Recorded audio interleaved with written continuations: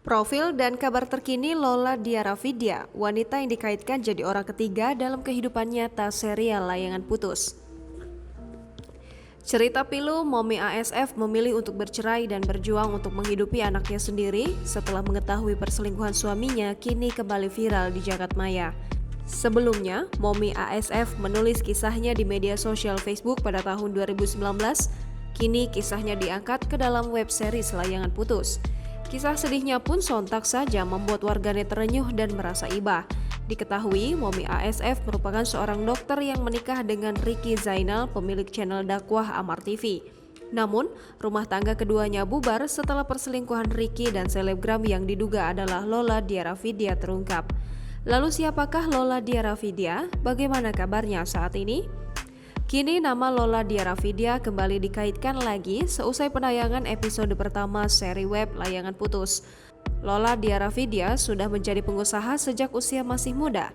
Ia memulai bisnis sejak masih SMA. Usianya kala itu baru 19 tahun. Lola memutuskan mencoba peruntungan di bidang saham. Usia Lola Diara tergolong masih muda. Wanita berparas cantik ini lahir pada 27 September 1996. Usianya kini menginjak angka 25 tahun. Meski baru berusia muda, Lola Diara tergolong sosok yang ulet. Selain bisnis, ia juga menjabat sebagai investment manager di sebuah perusahaan pialang. Lola Diara juga sempat aktif berjualan kaos Turn Back Crime. Kala itu kaos tersebut memang diminati banyak orang. Lola Diara memiliki cara khusus dalam menjual produknya, mulai dengan memasarkan on the road di malam hari sampai memberi harga khusus.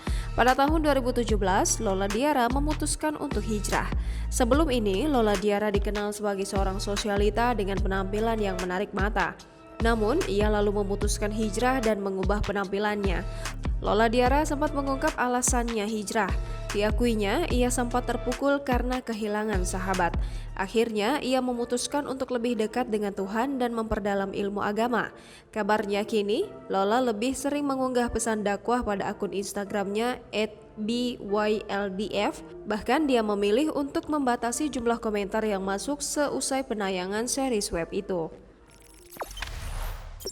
Jangan lupa subscribe, share, komen, dan like ya!